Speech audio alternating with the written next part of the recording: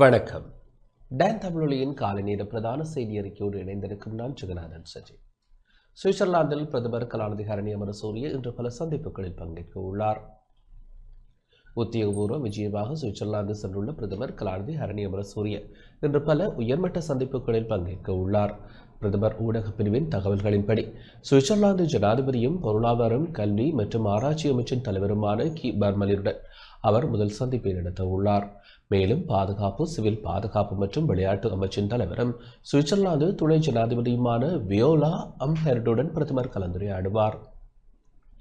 56வது உலக பொருளாதார மாநாட்டின் ஆண்டு கூட்டத்தில் பங்கேற்பதற்காக பிரதமர் நேற்று நாட்டை விட்டு புறப்பட்டார். தாவோஸ் குளோஸ்டர்ஸ் நகரில் இடம்பெறும் இந்த உலக பொருளாதார மன்ற மாநாடு எதிர்வரும் 23ஆம் தேதி வரை இடம்பெற உள்ளது.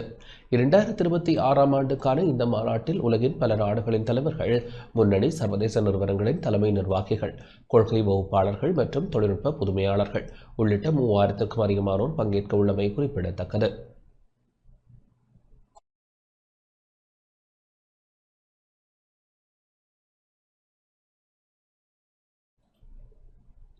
இன்று பாராளுமன்றம் கூடுகிறது. இன்று காலை 9:30 மணிக்கு சபாநாயகர் வைத்திய கலாநிதி ஜகத் விக்ரமரத்ன தலைமையில் பாராளுமன்றம் கூடுகின்றது.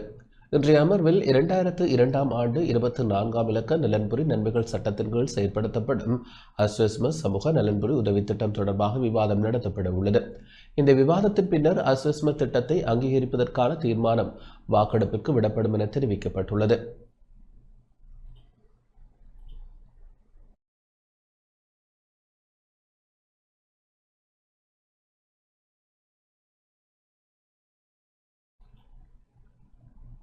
யாழ் வேலணை வர்த்தக சங்கத்தின் புதிய நிர்வாக தெரிவு நேற்று இடம்பெற்றது. யாழ்ப்பாணம் வேலணை வர்த்தக சங்கத்தின் புதிய நிர்வாகம் தவிசாளர் சிவலிங்கம் அசோக்குமார் தலைமையில் நேற்று தெரிவு செய்யப்பட்டது. நீண்டகாலமாக நிர்வாக தெரிவின்றி செயற்பட்டு வந்த குறித்த வர்த்தக சங்கத்தால் நகர்ப்பகுதி வர்த்தகர்கள் கடும் அசௌகரியங்களை எதிர்கொண்டு வந்திருந்தனர். இந்நிலையில் குறித்த விடயம் பிரதேச சபையின் கவனத்திற்கு கொண்டுவரப்பட்ட நிலையில் அதற்கான தீர்வை பெற்றுக் கொடுக்கும் நோக்குடன் வர்த்தகர்கள் அழைக்கப்பட்டு குறித்த வர்த்தக சங்கத்தின் கூட்டம் வேலணை பிரதேச சபை தவிசாளர் சிவலிங்கம் அசோக்குமார் தலைமையில் இடம்பெற்றது. குறித்த கூட்டத்தின் போது கடந்த கால இழுபறிகள் சுட்டிக்காட்டப்பட்டு அவற்றை சீர் செய்யும் பொறிமுறைகள் பரிந்துரைக்கப்பட்ட நிலையில் வர்த்தகர் புலேந்திரன் பாலஸ்ரீதரன் தலைமையிலான புதிய நிர்வாகம் தெரிவு செய்யப்பட்டது. செயலாளராக சண்முகராசா சபீடன், பொருளாளராக புலேந்திரன் கஜன், உபத்தலைவராக கந்தசாமி சிவகுமார், உப செயலாளராக கந்தசாமி கணேசராசாவும் தெரிவு செய்யப்பட்டனர்.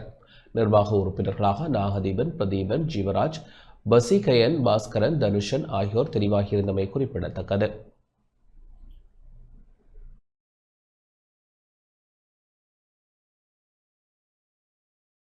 மட்டக்களப்பு மன்ரேசா தியான நிலையத்தில் போதை வஸ்துக்கள் பாவனை தொடர்பாக மாணவர்கள் மத்தியில் விழிப்புணர்வை ஏற்படுத்தும் விழிப்புணர்வு நிகழ்வு இடம்பெற்றது. போதை வஸ்துக்கள் பாவனை தொடர்பாக பாடசாலை மாணவர்கள் மத்தியில் விழிப்புணர்வை ஏற்படுத்தும் விழிப்புணர்வு நிகழ்ச்சி திட்டத்தின் கீழ் போதை வஸ்துக்கள் மீதான அறிவை பகிர்ந்து உயிர்களை காப்பவனும் கருப்பொருளில் பாடசாலை மாணவர்களுக்கான 2 நாள் வதிவிட கருத்தரங்கு மட்டக்களப்பு மன்ரேசா தியான நிலையத்தில் இடம்பெற்றது. மட்டக்களப்பு மாவட்டத்தில் 5 கல்வி வலயங்களில் முன்னெடுத்து வரும் செயற்திட்டத்திற்கு அமைய மட்டக்களப்பு மேற்கு கல்வி நிலையத்தின் 6 பாடசாலைகளிலிருந்து தெரிவு செய்யப்பட்ட 54 மாணவர்கள் இந்த 2 நாள் வதிவிட கருத்தரங்கில் கலந்து கொண்டனர். மட்டக்களப்பு மாவட்ட சிவில் சமூக அமைப்பின் ஏற்பாட்டில் த கேட் இன்ஸ்டிடியூட் நிறுவன அனுசரணையில் மட்டக்களப்பு மாவட்ட சிவில் சமூக அமைப்பின் தலைவர் மாமாங்கராஜா தலைமையில் மட்டக்களப்பு மன்ரேசா தியான நிலையத்தில் 2 நாள் இடம்பெற்ற மாணவர்களுக்கான கருத்தரங்கின் இறுதி நாள் நிகழ்வில் மாணவர்களுக்கான சான்றிதழ்கள் வழங்கப்பட்டன. நிகழ்வில் மட்டக்களப்பு மேற்கு கல்வி நிலைய ஆசிரியர் ஆலோசகர் தாமோதரம் பிள்ளை குணரத்னம், மட்டக்களப்பு மேற்கு கல்வி நிலைய அலுவலக உத்தியோகத்தர் எம் குமுதினி, மாவட்ட சிவில் சமூக அமைப்பின் செயலாளர் வசந்தராஜா, மாவட்ட சிவில் சமூக அமைப்பின் பொருளாளர் எம் உதயராஜ், மாவட்ட சிவில் அமைப்பின் உறுப்பினர்கள் கலந்து கொண்டனர். கருத்தரங்கில் வளவாளர்களாக மட்டக்களப்பு போதனா வைத்தியசாலை பொது வைத்தியர் எம் முருகமூர்த்தி, மட்டக்களப்பு வலயக்கல்வி முறைசாரா கல்வி பணிப்பாளர் அழகையா ஜெகநாதன் மற்றும் மட்டக்களப்பு மாவட்ட சிவில் சமூக அமைப்புகளின் உறுப்பினர்கள் கலந்து கொண்டு கருத்துரைகளை வழங்கியிருந்தமை குறிப்பிடத்தக்கது. மட்டக்களப்பு மண்முனை மேற்கு பிரீமியர் லீக் கிரிக்கெட் சுற்றுப் போட்டி எதிர்வரும் மார்ச் மாதம் நடத்தப்பட உள்ளது. மட்டக்களப்பு மண்முனை மேற்கு பிரீமியர் லீக் கிரிக்கெட் சுற்றுப் போட்டி எதிர்வரும் மார்ச் மாதம் கண்ணன்குடா விளையாட்டு மைதானத்தில் 14 நாட்கள் இரவு நேர போட்டியாக நடத்தப்பட உள்ளது. மண்முனை மேற்கு கிரிக்கெட் சபையின் ஏற்பாட்டில் நடத்தப்பட உள்ள கிரிக்கெட் சுற்றுப் போட்டிகளில் கலந்து கொள்ள உள்ள அணிகளுக்கான வீரர்களை ஏலம் எடுக்கும் நிகழ்வு விளாவட்டுவான் ராஜா விளையாட்டுக் கழகத்தின் அனுசரணையில் விளாவட்டுவான் விநாயகர் வித்தியாலயத்தில் இடம்பெற்றது. மண்முனை மேற்கு கிரிக்கெட் சபை தலைவர் வினோத்குமார் தலைமையில் இடம்பெற்ற மண்முனை மேற்கு பிரீமியர் லீக் கிரிக்கெட் சுற்றுப் போட்டி வவுணதீவு பிரதேச செயலக பிரிவில் 24 கிராம சபையாளர் பிரிவு கிராமங்களை உள்ளடக்கி 10 அணிகள் விளையாடுகின்றன. பிரீமியர் லீக் கிரிக்கெட் சுற்றுப் போட்டிக்கு 140 வீரர்களை தெரிவு செய்து ஏலம் எடுக்கும் நிகழ்வு விளாவெட்டுவான் விநாயகர் வித்தியாலயத்தில் இடம்பெற்றது. இந்நிகழ்வில் விளாவெட்டுவான் விநாயகர் வித்தியாலய அதிபர் ரகுகரன், நாவக்காடு நாமக்கல் வித்தியாலய அதிபர் தியாகரத்னம், சுற்றுப் போட்டிகளுக்கான அணிகளின் அனுசரணையாளர்கள், சுற்றுப் போட்டிகளுக்கான அணி வீரர்கள், மண்முனை மேற்கு கிரிக்கெட் சபை உறுப்பினர்கள் கலந்து கொண்டனர்.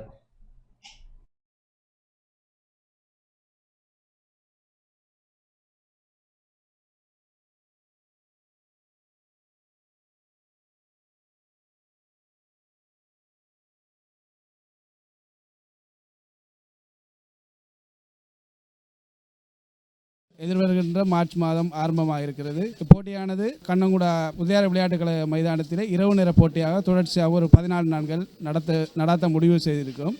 அந்த அடிப்படையில் முதலாவது நிகழ்வாக வீரர்களுடைய ஏலமானது பிளாவட்டுவான் ராஜா விளையாட்டுக் கழகத்தினுடைய அனுசரணையில் பிளாவட்டுவான் விநாயகர் வித்தியாலயத்தில் தற்பொழுது நடைபெற்றுக் கொண்டிருக்கின்றது.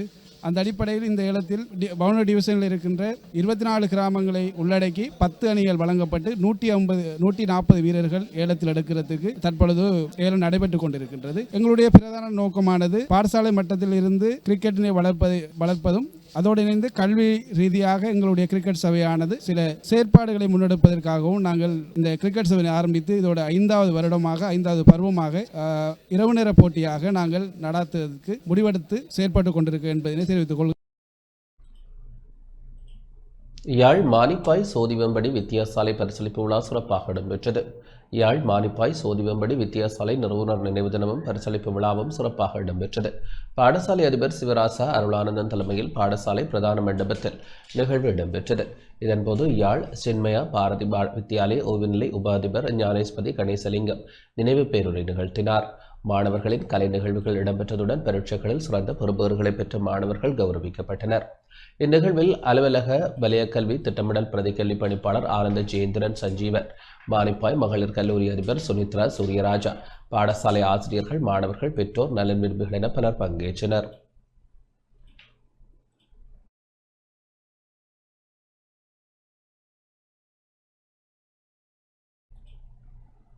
யாழ்ப்பாணம் செம்மணி மனித புதைகுழி வழக்கு மீண்டும் பிப்ரவரி மாதம் 9ஆம் தேதி விசாரணைக்கு எடுத்துக் கொள்ளப்பட உள்ளது.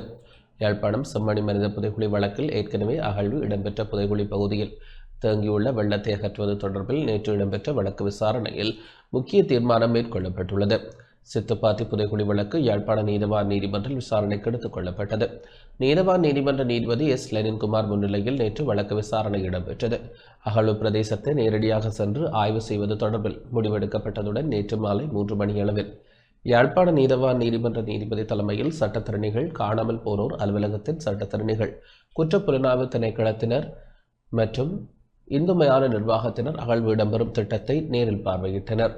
இந்த ஆய்வின் போது ஏற்கனவே அகழ்வு இடம்பெற்ற பிரதேசத்தில் வெள்ளம் நிறைந்து காணப்படுவதால் அகழ்வு நடவடிக்கைகளை உடனடியாக ஆரம்பிக்க முடியாத நிலை காணப்படுவதாக தெரிவிக்கப்பட்டது. இதன் காரணமாக தேங்கியுள்ள வெள்ளம் வரை காத்திருந்து அகழ்வு பணிகளை தொடங்க வேண்டும் அல்லது தேங்கியுள்ள நீரை வெளியேற்ற வேண்டும் என்ற அடிப்படையில் தேங்கியுள்ள வெள்ளத்தை எதிர்வரும் பிப்ரவரி மாதம் 9ஆம் தேதி நீதிமன்ற கண்காணிப்பின் கீழ் சட்ட வைத்திய அதிகாரி ஊடாக நல்லூர் பிரதேச சபை மூலம் வெளியேற்ற முடிவெடுக்கப்பட்டது. அன்றைய தினம் வெள்ளம் அகற்றப்பட்ட பின்னர் அகழ்வு நடவடிக்கைகளை முன்னெடுப்பது தொடர்பில் திகதி நிர்ணயிக்கப்பட உள்ளதாகவும் தெரிவிக்கப்பட்டது.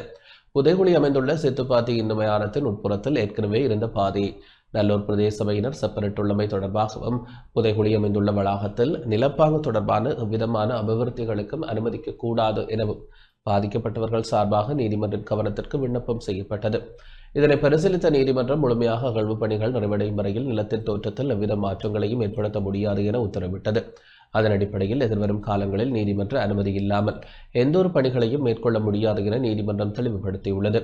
இந்நிலையில் புதைகுழி வழக்கு மீண்டும் பிப்ரவரி மாதம் 9ஆம் தேதி விசாரணைக்கு எடுத்துக் கொள்ளப்பட உள்ளது. இந்த வழக்கு மீண்டும் பிப்ரவரி மாதம் 9ஆம் தேதி அழைக்கப்பட இருக்கின்றது. இதுக்கான பாதீடு ஏற்கனவே வழங்கப்பட்டிருக்கிறது. அதையே மீண்டும் உரிய தரப்பினர் சட்ட வைத்திய அதிகாரி டாக்டர் பிரணவன் அவர்களினால் நீதிமன்றத்தில் தாக்கல் செய்யப்பட்டு அதற்கான அனுமதி எடுக்கப்படும். அதன் மூலம் பாதீடு வழங்கப்படுவதன் அடிப்படையில் இந்த அகழ்வு பணி தொடர்ந்து நடைபெற இருக்கிறது. அதே நேரத்தில் பாதிக்கப்பட்டவர்கள் சார்பாக அவதானத்தின் அடிப்படையில் ஒரு விண்ணப்பம் செய்யப்பட்டது.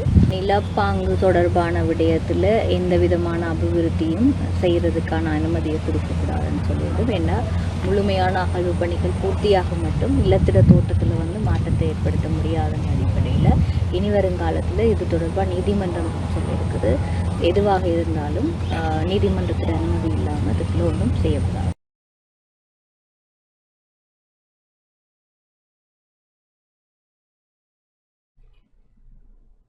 திருகோணமலை கடற்கரை புத்தர் சிலை விவகாரம் தொடர்பில் கைது செய்யப்பட்டவர்கள் மீண்டும் விளக்கமறியலில் வைக்கப்பட்டுள்ளனர். திருகோணமலை பிரதான கடற்கரை பகுதியில் வைக்கப்பட்ட சர்ச்சைக்குரிய புத்தர் சிலை மற்றும் சட்டவிரோத கட்டுமானங்கள் தொடர்பிலான வழக்கில் கைதானவர்களை எதிர்வரும் 28ஆம் தேதி வரை மீண்டும் விளக்கமறியலில் வைக்குமாறு நீதிமன்றம் உத்தரவிட்டுள்ளது. நேற்று திருகோணமலை நீதிவான் நீதிமன்றில் நீதிபதி MSM ஜம்சுதீன் முன்னிலையில் குறித்த வழக்கு விசாரணைக்காக எடுத்துக் கொள்ளப்பட்டது. இதன்போது நீதிபதி குறித்த கட்டளையை பிறப்பித்திருந்தார். வழக்கு விசாரணைக்காக எடுத்துக் கொள்ளப்பட்ட போது எதிராளிகள் தரப்பில் பிணைக்கான விண்ணப்பம் கோரப்பட்டிருந்தது. வழக்கு தாக்கல் செய்யப்பட்ட சட்டத்தின் கீழ் பிணை வழங்கும் அதிகாரம் தனக்கு இல்லை எனவும் குறித்த சட்டவிரோத கட்டுமானத்தை அகற்றுகின்ற சந்தர்ப்பத்தில் குறித்த குற்றம் தாக்கல் செய்யப்பட்டுள்ள பிரிவுகளில் திருத்தம் மேற்கொண்டு அதன் கீழ் பிணை வழங்க முடியாது எனவும் வழக்காளி தரப்புடன் கலந்துரையாடி ஒரு இணக்கப்பாட்டிற்கு வருமாறும் நீதிபதியால் கோரப்பட்டு வழக்கானது மதியம் 2:30 மணிக்கு ஒத்திவைக்கப்பட்டது. எனினும் குறித்த கட்டுமானங்களை அகற்றுவது தொடர்பாக இணக்கப்பாடு எட்டப்படாமல் மதியம் வழக்கு மீண்டும் ஆரம்பமானது. வழக்கு மீண்டும் மதியம் அளவில் விசாரணைக்கு எடுத்துக் கொள்ளப்பட்ட போது எதிராளிகள் தரப்பில் குறித்த இடம் விகாரைக்குரியது எனவும் குறித்த கட்டுமானம் நிரந்தர கட்டுமானம் இல்லை எனவும் 4 தூண்களை வைத்து கூரை போட்டு மேசையின் மீது புத்தர் சிலை வைக்கப்பட்டிருப்பதாகவும் அதனால் இது சட்டவிரோத கட்டுமானம் இல்லை எனவும் பொய்யான வழக்கு ஒன்றை போலீசாரும் கடலோர பாதுகாப்பு திணைக்களத்தினரும் தாக்கல் செய்திருப்பதாகவும் நீண்ட நேர விவாதம் இடம்பெற்றது. இதனை செவிமடுத்த நீதிபதி வழக்காளியான கடலோர பாதுகாப்பு திணைக்கள உத்தியோகத்தரிடம் அங்கு எத்தனை அடிக்கு குழி தோண்டப்பட்டுள்ளது, அங்கு சீமெந்து பயன்படுத்தப்பட்டிருக்கிறதா, கம்பிகள் பயன்படுத்தப்பட்டிருக்கிறதா என்பதை வினவியதுடன் அவ்வாறு அவை பயன்படுத்தப்பட்டிருப்பதால் அது நிரந்தர கட்டிடம் எனவும் எதிராளிகளுக்கு விளக்கம் அளித்தார். அத்துடன் குறித்த வழக்கில் பிணை வழங்க வேண்டுமாயின் குறித்த சட்டவிரோத கட்டுமானங்களை அகற்றிவிட்டு வந்தால் குற்றப்பிரிவுகளில் மாற்றம் செய்து பிணை வழங்க முடியும் அல்லது குற்றத்தை ஒப்புக்கொண்டால் பிணை வழங்க முடியும் எனவும் தெரிவித்து எதிர்வரும் 28ஆம் தேதி வரை விளக்கமறியலை நீடித்து வழக்கை அதே தினத்திற்கு ஒத்திவைத்தார். இதேவேளை குறித்த புத்தர் சிலையை போலீசார் தானே வைத்தார்கள் எனவும் எதிராளிகள் தரப்பில் கூறப்பட்டிருந்தது. இதன்போது கருத்து தெரிவித்த சிரேஷ்ட போலீஸ் அத்தியட்சகர் அவ்வாறு நாங்கள் வைத்திருந்தால் நாங்கள் எடுக்கின்றோம் என்ற உரையாடலும் நீதிமன்றில் இடம்பெற்றிருந்தது. குறித்த வழக்கிற்காக சரத் வீரசேகர, முன்னாள் ஆளுநர் அனுராதா ஜெகமத், பௌத்த பிக்குகள் உள்ளிட்ட பலர் வருகை தந்திருந்தனர். குறித்த வழக்கானது கடந்த 14ஆம் தேதி விசாரணைக்கு எடுத்துக் கொள்ளப்பட்ட போது வருகை தந்திருந்த 4 பௌத்த பிக்குகள் உள்ளிட்ட 11 பேரையும் 19ஆம் தேதி வரை விளக்கமறியலில் வைக்குமாறு நீதிமன்றம் உத்தரவு பிறப்பித்திருந்தது. நேற்றைய தினம் இடம்பெற்ற வழக்கில் குறித்த நபர்களுக்கான விளக்கமறியல் எதிர்வரும் 28ஆம் தேதி வரை நீடிக்கப்பட்டுள்ளது.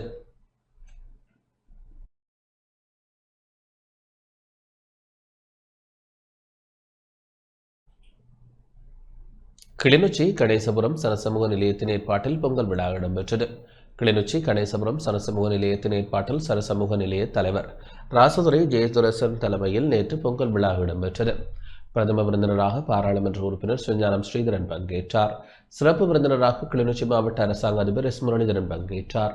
கௌரவ விருந்தினர்களாக கரைச்சி பிரதேச சபை தவிசாளர் வேளமாலிகிதன், கரைச்சி கோட்டக்கல்லி பணிப்பாளர் சு தர்மரத்னம், கரைச்சி பிரதேச சபை செயலாளர் த ஞானராஜ், சனசமூக அபிவிருத்தி உத்தியோகத்தர் ந சோமசுந்தரராஜன், அபிவிருத்தி உத்தியோகத்தர் ப நவரத்னம் ஆகியோர் பங்கேற்றனர். அக்கராய மன்னன், பல்லவராய மன்னன், இப்படியான மன்னர்கள் எல்லாம் இந்த மண்ணை ஆண்டிருக்கிறார்கள். நாங்கள் ஒரு பூர்வீகமானவர்கள். இதை எங்கட பிள்ளைகளுக்கு சொல்லக்கூடிய அளவுக்கு கொண்டு வரணும். பிள்ளைகள் படிக்க வேணும், தேட வேணும். நிறைய பேருக்கு வரலாறு தெரியாம போகுது.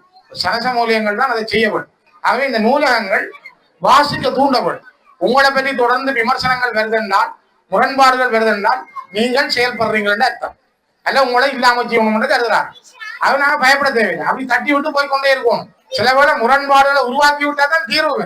நல்லதை செய்தால் நல்லதோடு நடக்கும். நீண்ட கால போர் வழிகளை சுமந்து பல்வேறு அழிவுகளை சுமந்த நாங்கள் மீண்டெழ வேண்டும் என்றால் எங்களுடைய இந்த தலைமுறையை, மாணவர்களை ஒரு நல்ல கல்வி அறிவுள்ளவர்களாகவும் எதிர்கால சவால்களை எதிர்நோக்கக்கூடியவர்களாகவும் அவர்களை வளர்த்துவிட வேண்டும். புத்தர் சிலையை அரசாங்கத்திடமிருந்து பாதுகாக்க வேண்டிய நிலை ஏற்பட்டுள்ளது என முன்னாள் நாடாளுமன்ற உறுப்பினர் சரத் வீரசேகர தெரிவித்துள்ளார். புத்தர் சிலையை அரசாங்கத்திடம் இருந்தும் தொல்பொருள் திணைக்களத்திடமிருந்தும் பாதுகாக்க வேண்டிய நிலை ஏற்பட்டுள்ளதாக முன்னாள் நாடாளுமன்ற உறுப்பினர் சரத் வீரசேகர தெரிவித்துள்ளார்.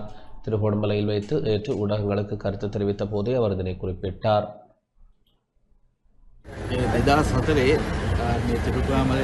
2004ஆம் ஆண்டு திருகோணமலை நகரில் உள்ள புத்தர் சிலையை பிரபாகரனிடமிருந்து போராடி பாதுகாக்க வேண்டியிருந்தது. இன்று அதே புத்தர் சிலையை அரசாங்கத்திடமிருந்தும் தொல்பொருள் திணைக்களத்திடமிருந்தும் பாதுகாக்க வேண்டிய நிலை ஏற்பட்டுள்ளது. விகாரி பூமியில் புத்தர் சிலை அமைப்பது தொடர்பாக 4 பிக்குகள் உட்பட 9 பேர் கைது செய்யப்பட்டு நீதிமன்றத்தில் ஆஜர்படுத்தப்பட்டுள்ளமையை வன்மையாக கண்டிக்கின்றோம். திருகோணமலை மற்றும் அதனை சுற்றியுள்ள பகுதிகளில் அனுமதியின்றி கட்டப்பட்டுள்ள பிற மத தலங்கள் மற்றும் உணவகங்கள் மீது நடவடிக்கை எடுக்காத தொல்பொருள் திணைக்களம் புத்தர் சிலை மீது மட்டும் நடவடிக்கை எடுப்பது பௌத்த மதத்திற்கு எதிரான தாக்குதலாகும்.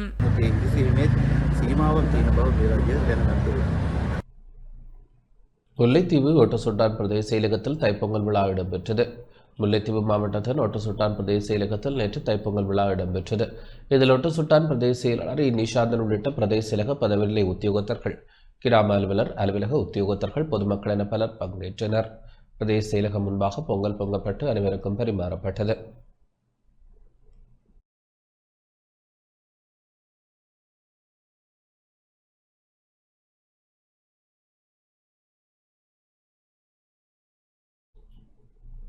இத்துடன் இந்த செய்திகள் நிறைவடைகின்றன. வணக்கம்.